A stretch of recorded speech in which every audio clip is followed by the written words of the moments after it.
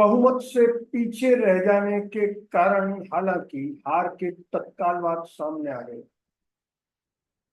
लेकिन बीजेपी का शीर्ष नेतृत्व उन्हें गले से उतारने को तैयार है। अब लखनऊ में एक समीक्षा बैठक में कार्यकर्ताओं ने जो राय दी है और यूपी के मंत्रियों ने जो कुछ कहा है, उसको देखते हुए आलाकमान को ये समझ आ जाना चाहिए कि असल में उसकी हार या बहुमत से दूर रह जाने का कारण उसके शीर्ष नेतृत्व के अहंकार के साथ साथ पदाधिकारियों का और प्रत्याशियों का अहंकार बहुत अधिक जिम्मेदार है। लखनऊ में जो समीक्षा बैठक हुई है, उसमें बीजेपी के संगठन मंत्री बीएल संतोष के सामने भाजपा के निचले स्तर के पदाधिकारी भड़क गए। वो तब भड़के जब बीएल संतोष ने दलित मंत्रियों से काफी तल्खी के साथ ये पूछा कि आखिर दलितों के वोट बीजेपी को क्यों नहीं मिले, और मिले तो बहुत कम मिले। इससे दलित मंत्रियों का गुस्सा भी सातवें आसमान, लेकिन उन्होंने अपनी नाराजगी जाहिर करने की अपेक्षा अपने कार्यकर्ताओं के जरिए हकीकत को बयान करवाया। यूपी के बीजेपी कार्यकर्ताओं ने साफ साफ कहा कि हमारी कोई सुनता ही नहीं था।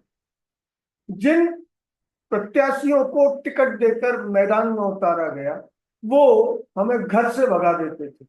जब भी हम उनके पास गए, रणनीति संबंधी चर्चा या प्रचार संबंधी चर्चा या किसी भी तरीके से पार्टी के लिए काम करने की कोशिश जब हमने की, तो प्रत्याशियों ने हमें कोई भाव नहीं। यहाँ तक कि कई प्रत्याशी तो दरवाजे पर हमें देखते ही भगा देते। कुछ कार्यकर्ताओं ने कहा कि प्रशासन हमारी सुनता ही नहीं। पार्टी के पदाधिकारियों के साथ साथ मंत्री भी हमको कतई नहीं डांटते। इसके अलावा पार्टी संगठन ने 1,70,000 दूसरे दलों के लोगों को पार्टी में शामिल कर लिया। इससे उनकी पूछ और खत्म हो गई। एक कार्यकर्ता ने साफ तौर पर ये कहा, बीएल संतोष के सामने कहा कि जब ऐसे हालात थे तो बताइए हम किसके पास वोट मांगने जाते। जहां तक यूपी के लोकल प्रशासन का सवाल है, तो वो भी हमको कतई गांठता नहीं, ना हमारी सुनता था। अगर हम किसी कार्यकर्ता की कोई सिफारिश लेके जाते थे तो वो भी हमारे साथ बेहद दुर्व्यवहार। सबसे महत्वपूर्ण जो पॉइंट आया, वो आया कि विपक्ष के जिस झूठ और झूठ के नैरेटिव को जिम्मेदार बताया जा रहा है, उसकी काट का हमारे पास कोई उपाय नहीं था। एक से अधिक ब्लॉक स्तर के कार्यकर्ताओं ने कहा कि जब विपक्ष ने नैरेटिव बनाया कि भाजपा 400 पार आते ही संविधान बदल देगी, तो वोटर हमसे पूछते थे क्या ये सही है, और हमारे पास सिर्फ फीकी हंसी हंस के रह जाने के अलावा कोई तर्क नहीं। न ऊपर से कोई निर्देश था, न नीचे वाले पदाधिकारी हमारे साथ समन्वय करते। इसके अलावा भी प्रत्याशी चयन में मनमानी है। इस मनमानी की वजह से कार्यकर्ता जो अपनी जेब से पैसा खर्च करके पार्टी का काम करता है, वो घरों में बैठे। प्रत्याशियों में इतना अहंकार आ गया था कि वो कार्यकर्ताओं को देखते ही उन्हें गरियाना शुरू कर दिया। संविधान में बदलाव और आरक्षण खत्म करने का जो नैरेटिव था, उसको हम कैसे उसकी काट करते, इसके लिए प्रदेश स्तर से भी हमारे पास कोई डायरेक्शन। सबसे महत्वपूर्ण बात यह कि एक बार जब ये नैरेटिव बन गया, तो भी बीजेपी के कई प्रत्याशियों ने बढ़ चढ़कर ताल ठोक कर ये कहा कि हाँ, मोदी को 400 सीट इसीलिए चाहिए कि हमें संविधान बदल गया। इससे दलित जातियों के पढ़े लिखे लोग खिलाफ हो गए।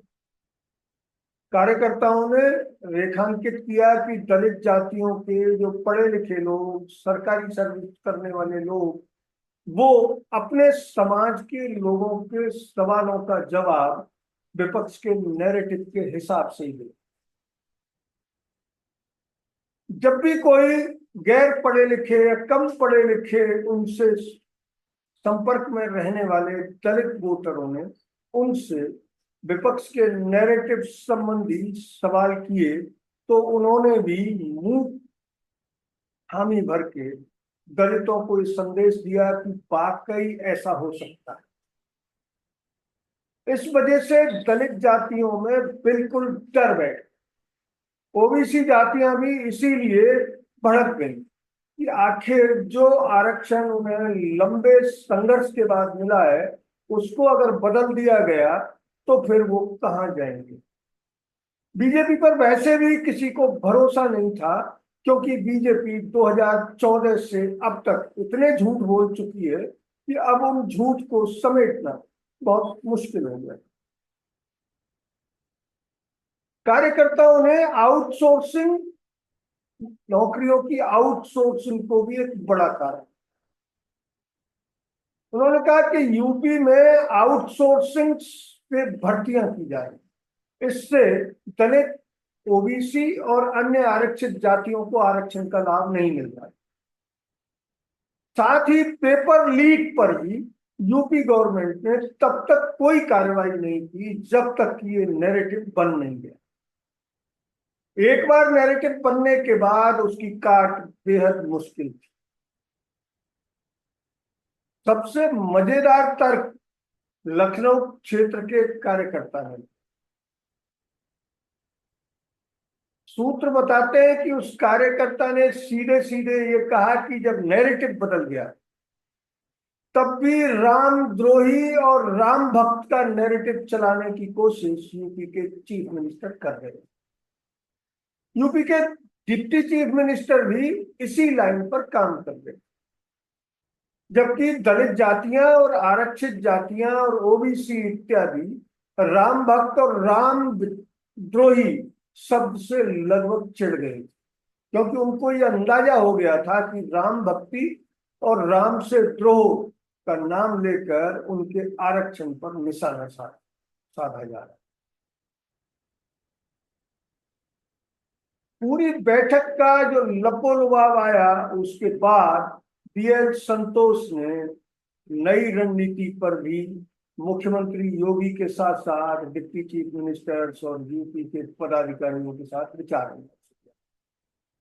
अब जिन 10 सीटों पर उपचुनाव होने वाला है यूपी में, बीएल संतोष ने कहा कि हमें हर हालत में किसी भी कीमत पर किसी भी रणनीति से सीटें जीतनी। इसके लिए एक एक सीट पर 2 से 3 मंत्री जाएंगे और संगठन के 2-2 पदाधिकारी भी तैनात होंगे। सभी सीटों का जातीय सर्वेक्षण करवाया जा रहा है और बूथवार संगठन की रिपोर्ट भी मंगाई गई है। बीएल संतोष ने कार्यकर्ताओं को भरोसा दिलाया कि जो हो गया वो हो गया, अब उनकी न सिर्फ पूछ होगी बल्कि उन्हें किसी भी कीमत पर पार्टी को जिताने के लिए प्राणपण से जुट जाए। अगर ये वीडियो आपको अच्छा लगा तो इसे लाइक करें, शेयर करें और हाँ, हिंदी हेडलाइन चैनल को सब्सक्राइब जरूर करें। धन्यवाद। जय हिंद।